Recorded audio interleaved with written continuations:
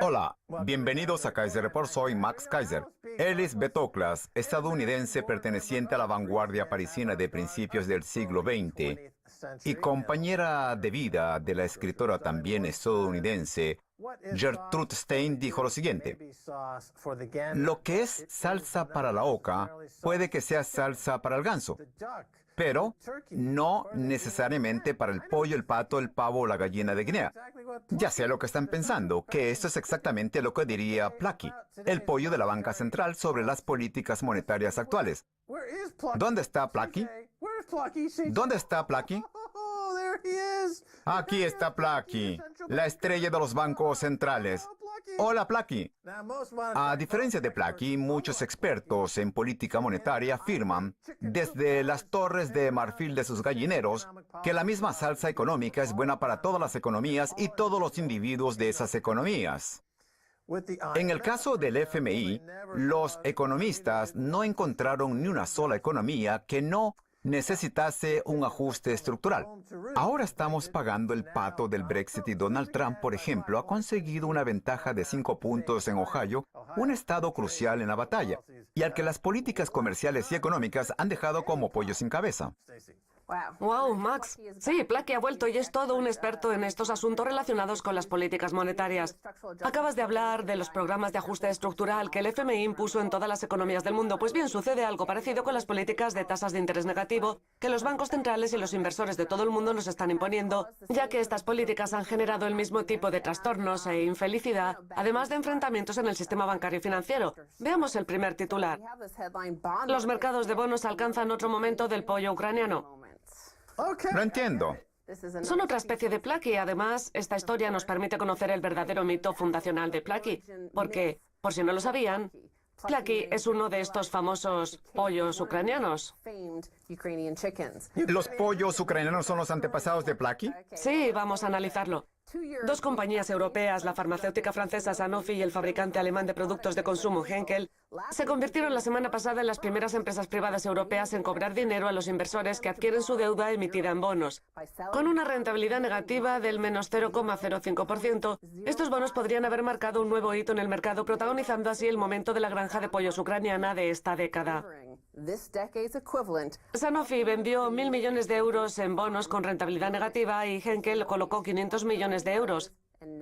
Bueno, seguro que se están preguntando en qué consiste el momento de la granja de pollos ucraniana. Allá vamos.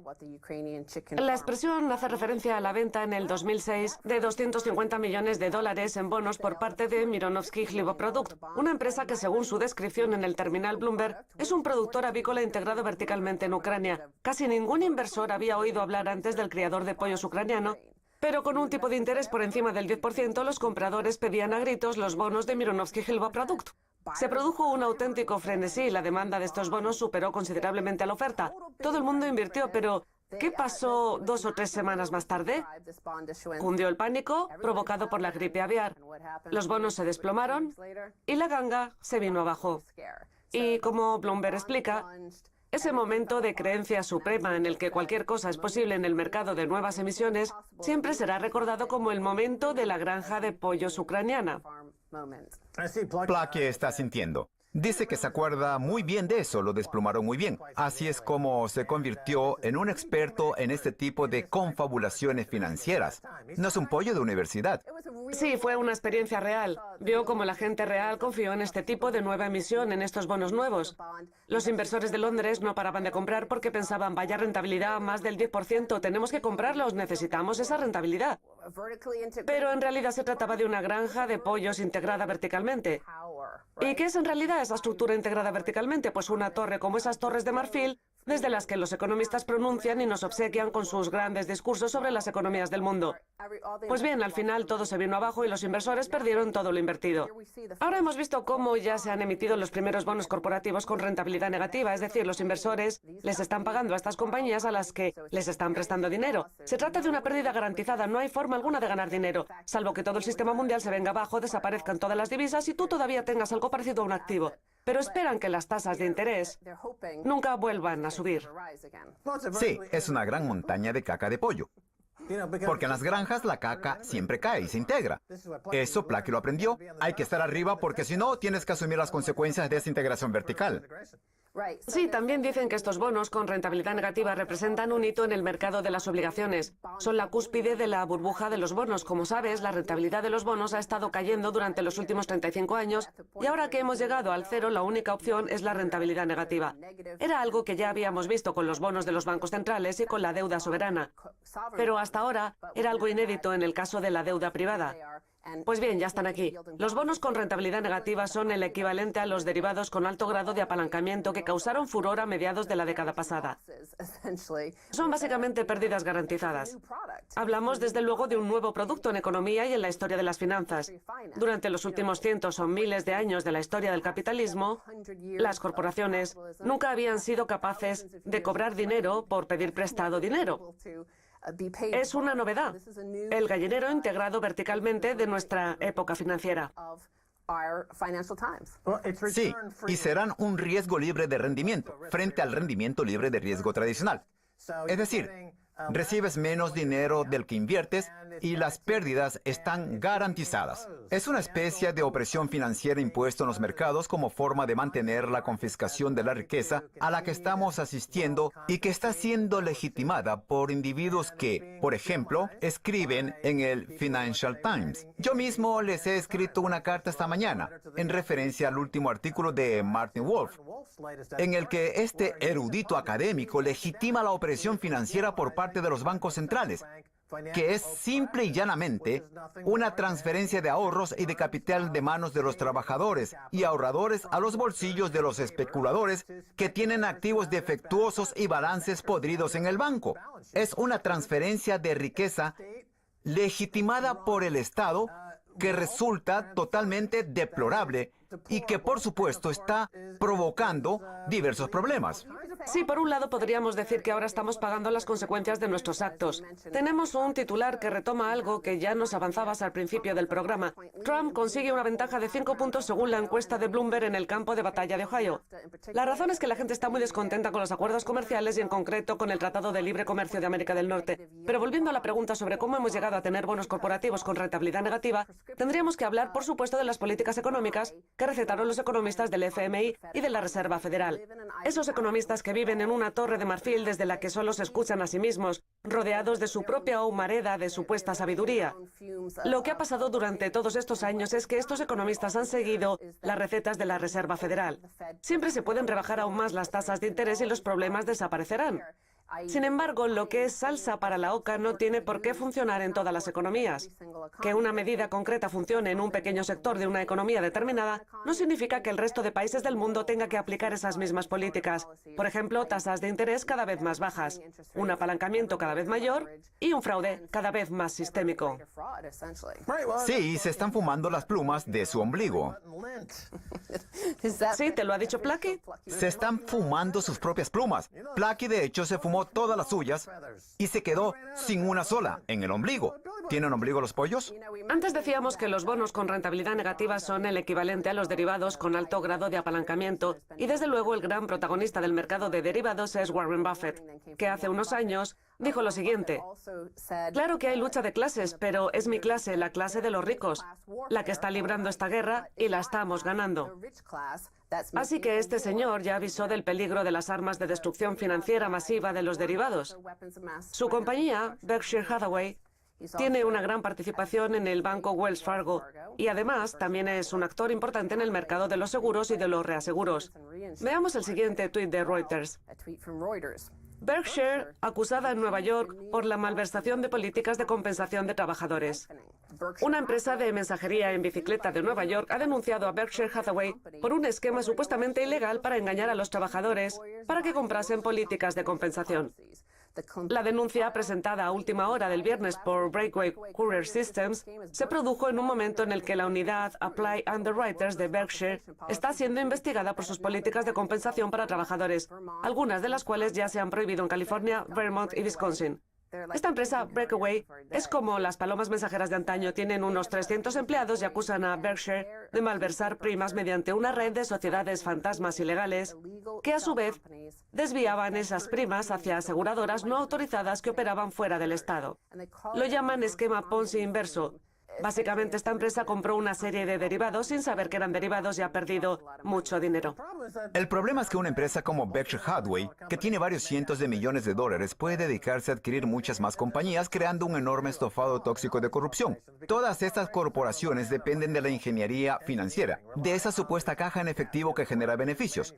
Muchas veces las empresas y sus principales áreas de actividad no son necesariamente rentables, como sucede en la industria automovilística, por ejemplo. Los fabricantes de coches no ganan dinero haciendo coches, sino participando en el arbitraje mundial, los mercados de derivados y todas esas actividades. Esta situación se da en todos los sistemas económicos del mundo, y todas las empresas que entran en ese terreno de juego simplemente compiten en función de quién tiene acceso al mayor número de prácticas comerciales fraudulentas. Hablamos de negociación de alta frecuencia, por ejemplo, una práctica fraudulenta, al menos en Nueva York, a la que muchas empresas están recurriendo para competir con otras empresas, no en función del precio o de la calidad, sino en función de los fraudes que pueden perpetrar. El fraude se ha convertido en una ventaja competitiva. Si eres capaz de cometer una estafa de forma más rápida y más lucrativa, tu empresa se lleva una prima mayor.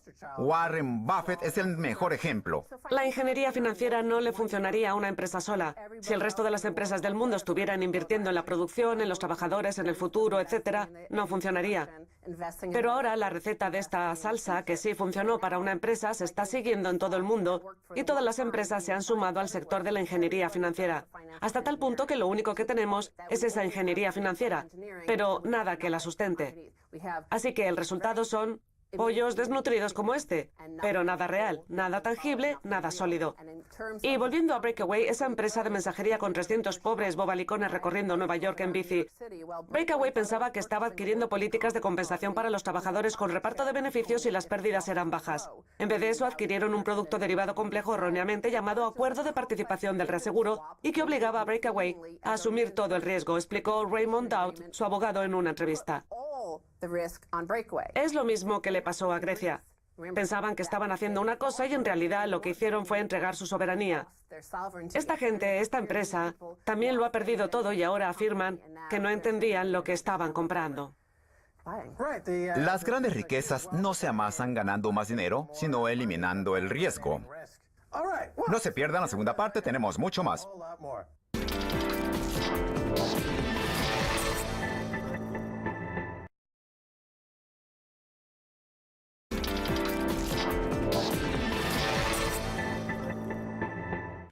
Bienvenidos de nuevo a Kaiser Report, soy Max Kaiser. Vamos a Boulder, Colorado, para hablar con el banquero rehabilitado Michael Krieger de libertyblitzkrieg.com, donde escribe sobre finanzas, política y economía.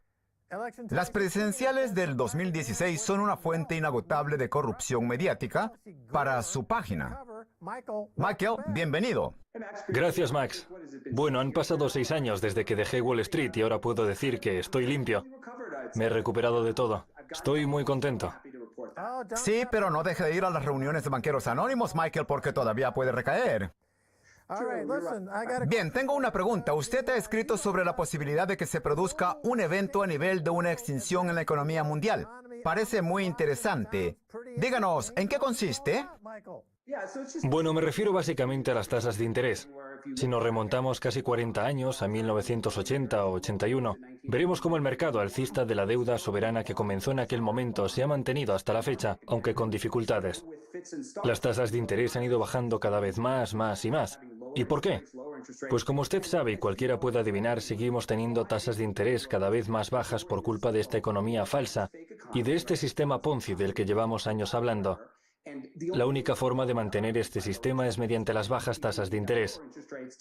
Esto permite aumentar más y más deuda, fraude, corrupción y delincuencia, a las que ya tenemos. También permite, por supuesto, que el 1% se haga más rico y más poderoso.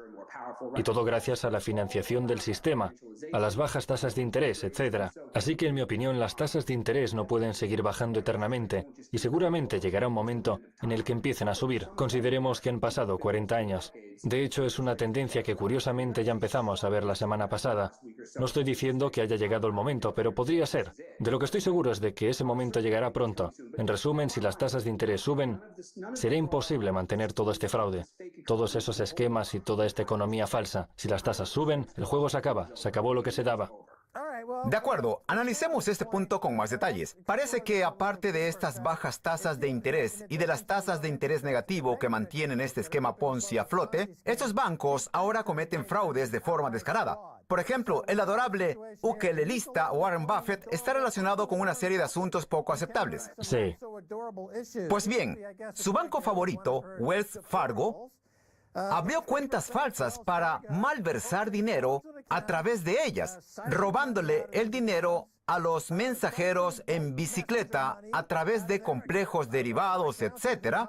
Y mientras el bueno de Warren, rebajado al nivel de cualquier ladronzuelo, desvía el dinero en efectivo de las cuentas bancarias de sus clientes solo porque está en deuda con estos banqueros. Es un ladrón nato. Bueno, mi opinión es una idea que llevo madurando varios años, desde la crisis financiera.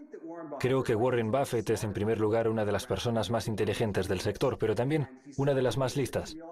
De hecho, es tan listo que un día se dio cuenta de que, si quería ser el hombre más rico de Estados Unidos o el segundo hombre más rico, tenía que caerle bien a la gente. Así que se dedicó a crear una imagen muy positiva de sí mismo. Por lo tanto, creo que Warren Buffett es ante todo más que un buen inversor o más que inteligente, un excelente actor. Es el mejor actor de la historia de Estados Unidos. De hecho, todos los años deberían darle un Oscar al mejor actor. Es tan bueno que ha conseguido engañar por completo a la gente que no gusta de los multimillonarios ni de los banqueros. Ha conseguido que el público piense que es una buena persona porque sale a correr, se pasea con un helado en la mano, dice que bebe Coca-Cola de cereza, toca el ukelele y va de abuelito entrañable por la vida, pero es un tiburón. Es el tiburón más grande de todos. Como bien decía usted, tenía relación directa con el caso de Wells Fargo. Berkshire Hathaway es el principal accionista del banco, pero no quiere decir que conozca el funcionamiento del banco. 5.300 empleados fueron despedidos. El 2% de los empleados quedó en la calle por las cuentas de correo falsas, las operaciones de venta cruzada y todas esas intrigas. También ha mencionado usted el caso de los mensajeros, de esta empresa de mensajería en bicicleta, con solo 300 empleados.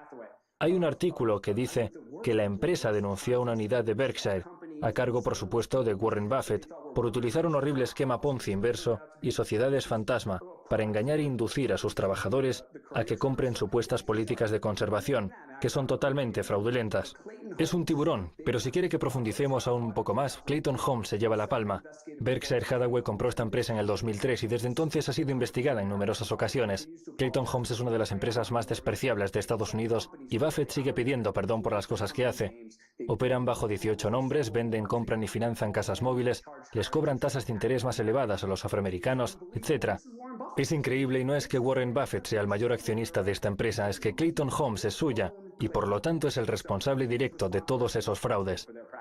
Clayton Homes es explotador. Exacto. Son cómplices de una discriminación generada algorítmicamente en lo que algunos llaman el apartheid de las tasas de interés. Warren Buffett es el genio loco que se esconde detrás de todo esto. Sí, es cierto que no participa en las operaciones diarias de Wells Fargo, pero hablemos de Goldman Sachs por un segundo. Warren Buffett rescató a Goldman Sachs durante la crisis, una entidad que apostaba contra sus propios clientes, vendiendo lo que ellos mismos reconocieron que eran papeles sin validez y apostando otra vez contra sus clientes. Warren Buffett decidió rescatar a los ladrones. ¿Testificó en su contra? No. Por lo tanto, me reitero en la idea principal que he expuesto antes. Warren Buffett y su amigo Charlie Munger están apoyando el terrorismo financiero, tal y como yo lo veo. Hablamos de terrorismo. Totalmente de acuerdo, no tengo nada que discutirle. Buffett nos quiere hacer creer que su máxima preocupación son los ciudadanos estadounidenses, pero es solo una estrategia de marketing. Solo se preocupa por sí mismo y punto. Todo lo que hace como empresario así lo demuestra, es un actor. Sí, y luego en sus informes anuales nos cuenta estas historias entrañables sobre la Coca-Cola de cereza. En realidad, básicamente, le está lavando el cerebro a una nueva generación de administradores de fondos para que se radicalicen y se conviertan a su psicótico culto de terrorismo financiero. Así es. Pero cambiemos de tema. Su candidata favorita es Hillary Clinton, seguramente porque Donald Trump le obligaría a pagar por sus pecados. Se ha beneficiado de una cobertura mediática favorable y está encantado con Hillary Clinton. ¿Qué relación hay? Bueno, apoya a la candidata por el mismo motivo que lo hacen el Washington Post, el New York Times, etc. Básicamente todos los multimillonarios están apoyando a Hillary Clinton por la misma razón. Por supuesto, algunas de estas personas han hecho cosas buenas por la sociedad, pero la mayoría de ellos ha amasado grandes fortunas gracias a la economía Ponzi financierizada y ahora no quieren pagar las consecuencias de todo esto. A Warren Buffett seguramente no le queda mucho y lo único que quiere es llegar intacto al final. Quiere seguir en la cima del mundo, comiéndose sus conos de helado, tocando el ukelele y ser aplaudido. Se niega a pagar los platos rotos. Nadie quiere hacerlo. Es así de sencillo. Hablamos de interés en beneficio propio y en esta gente le beneficia el statu quo. Todos estos señores corruptos que siguen aprovechándose del statu quo ahora apoyan a Hillary Clinton. Esto no quiere decir que Donald Trump sea genial, pero como usted decía, es un comodín. Donald Trump podría favorecer a todas estas personas como cualquier otro. Es una posibilidad, sin embargo, no lo sabemos. Quizá cuando llegue a ser presidente, esté tan cansado de todos estos millonarios y banqueros que decida vengarse. Y eso no estaría mal, siempre y cuando lo haga dentro del Estado de Derecho. Alguien tiene que perseguir a estos personajes. No sé si Donald Trump tiene la intención de hacerlo, pero si llega a ser presidente, espero que persiga a todos estos ladrones. Usted ha hablado antes de este mercado alcista de los bonos, lo cual significa que las tasas de interés han estado bajando durante 30 años, alimentando este mercado. También nos ha dicho que si las tasas de interés aumentan de forma significativa por primera vez en estos 30 años, esto acabaría con todo el esquema Ponzi. Me gustaría compartir con usted una teoría que yo tengo para que me dé su opinión. El número real de acciones en el índice S&P se está reduciendo porque todo este dinero barato permite toda una serie de fusiones y adquisiciones apalancadas, etc. ¿Por qué no pueden estos megaoligarcas y oligopolistas como los Warren Buffett del mundo seguir comprando? Ahora estamos asistiendo a otra fusión multimillonaria entre Bayer y Monsanto. ¿Por qué no pueden retirar todos estos billetes de la circulación y privatizar todo el mercado? Que lo privaticen todo. Esa sería una compra apalancada más, porque al final tendríamos una gran mayoría de personas sin acciones que no pueden tener acciones en ningún caso. Una oligarquía que gobierna y un mercado inexistente. Bueno, tenemos que analizar varias cosas. En primer lugar, cuando hablo de las tasas de interés, yo no hablo solo de la bolsa. Gran parte de esto tiene que ver con las acciones que, por decirlo de algún modo, afectan al consumidor directamente, como por ejemplo la vivienda. Hoy la cantidad de propietarios en Estados Unidos se ha reducido porque los ciudadanos no pueden permitirse una vivienda. Esto a la gente no le gusta. Mi mujer y yo acabamos de tener un bebé hace un año. Y mucha gente, cuando forma una familia, quiere tener una casa, una propiedad. Pero no se lo puede permitir, mientras las tasas de interés estén a casi el 0%. Imagine qué pasaría si aumenta la tasa de interés. El número de propietarios descendería aún más y los estadounidenses se sentirían todavía más oprimidos. ¿Subirán las tasas de interés en los préstamos universitarios? Probablemente, ¿verdad? ¿Las tasas de las tarjetas de crédito? Seguramente. Todo eso va a afectar al consumidor. Olvídese de la bolsa, va a afectar a los consumidores hasta conseguir que se desesperen aún más y que estén más dispuestos a rebelarse. Lo que quiero decir es que este asunto va mucho más allá. Hasta ahora las tasas de interés han sido de gran utilidad a la hora de silenciar a las masas, pero la gente ya está harta. Esto por un lado. En cuanto a la bolsa, sí, está claro que la riqueza se acumula cada vez más en manos de unos pocos. Continuamente se producen fusiones enormes. Mi respuesta a todo esto sería que tenemos que saber lo que pasa. Llevamos dormidos demasiado tiempo en silencio. Tenemos el poder de comprar y de enfadarnos, y por tanto tenemos que ser conscientes, actuar de manera local, siempre que sea posible, y luchar contra todo esto. Existe el desmantelamiento de los monopolios. A Theodore Roosevelt se le daba muy bien. Si tenemos a alguien en el gobierno de Estados Unidos que quiera de verdad enfrentarse a las compañías y frenar a los monopolios, podremos conseguir algo. El problema es que son tan corruptos que van a permitir que se consoliden aún más los poderes corporativos. Podemos frenar esto, pero tenemos que trabajar mucho. Lo contrario al desmantelamiento de los monopolios son las instituciones demasiado grandes para caer. Cierto. No hay una idea más opuesta y este es un tema recurrente en todo el mundo, pero hablemos de Donald Trump por un momento. Dispone de una ventaja de 5 puntos en Ohio, que es un estado crucial en la batalla. También me gustaría hablar del TPP, Acuerdo Transpacífico de Cooperación Económica, el gran acuerdo comercial. ¿Qué postura ha adoptado Hillary Clinton con respecto al TPP y otros tratados del mismo tipo como el PLCAN, Tratado de Libre Comercio de América del Norte, dice que no apoya el TPP, pero como secretaria de Estado ayudó a sacarlo adelante. Trump, por su parte, también tiene una opinión respecto al TPP. ¿Qué cree que va a ocurrir? ¿Saldrá adelante? Parece que a Trump le está yendo bastante bien y ahora está subiendo. ¿Qué opina? Bueno, es la única cosa en la que estoy de acuerdo con Trump y creo que dice la verdad cuando afirma que el TPP es una de las peores cosas que podemos hacer y que hay que pararlo. Hillary Clinton, por el contrario, finge estar en contra. Si Obama no logra sacarlo adelante al final de su legislatura, lo que ocurrirá es que le harán algunos cambios. Hillary es un desastre en materia de tratados. Hay grabaciones en las que dice hasta 42 veces que le encanta el modelo de referencia del TPP. Es un fraude, es horrible. Trump podría pararlo. Y creo que ya lo he intentado. Pero veremos qué ocurre. Tenemos que irnos. Michael Krieger de libertyblitzkrieg.com. Gracias, Max. Un placer. Es todo por hoy en Kaiser Report. Somos Max Kaiser y Stacey Herbert. Quiero agradecer a Michael Krieger de libertyblitzkrieg.com. Contacten con nosotros. Escriban un tweet a Kaiser Report. Adiós.